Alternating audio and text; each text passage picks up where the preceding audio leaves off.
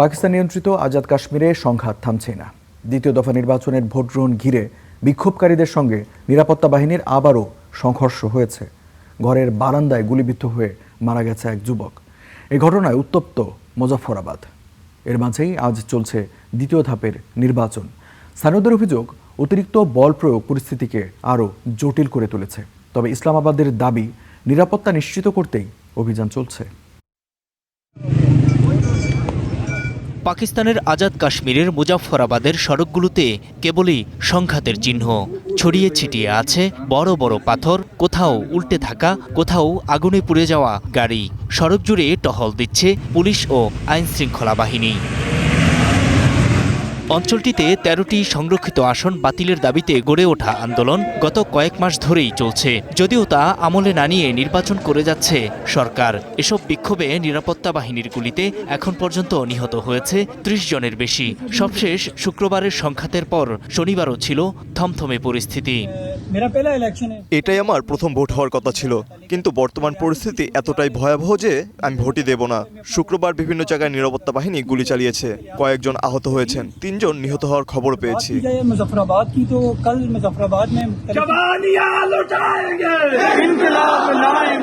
নিহতদের একজনের জানাজায় উত্তাল হয়ে ওঠে পরিবেশ। তরুণদের জীবন উৎসর্গ করার মধ্য দিয়েই বিপ্লব আসবে, এমন স্লোগান দেয় শোকাহত মানুষ। এ সময় কফিনে জড়িয়ে দেয়া হয় আজাদ কাশ্মীরের পতাকা।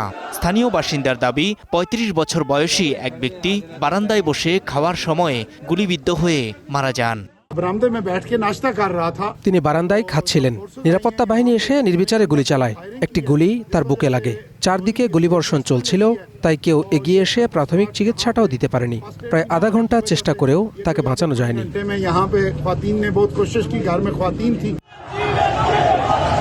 এই বিক্ষোভে নেতৃত্ব দিচ্ছে joint Awami action committee JAAC। নির্বাচনী সংস্কার এবং ইসলামাবাদের রাজনৈতিক হস্তক্ষেপের অভিযোগ তুলে আন্দোলন চালিয়ে আসা সংগঠনটিকে গত জুন মাসে নিষিদ্ধ ঘোষণা করে আঞ্চলিক সরকার। এরপর থেকেই বিক্ষোভ আরও সহিংস রূপ নেয়। এ অবস্থায় আলোচনার আহ্বান অনেকের। দুপক্ষেই মুসলমান মারা যাচ্ছে।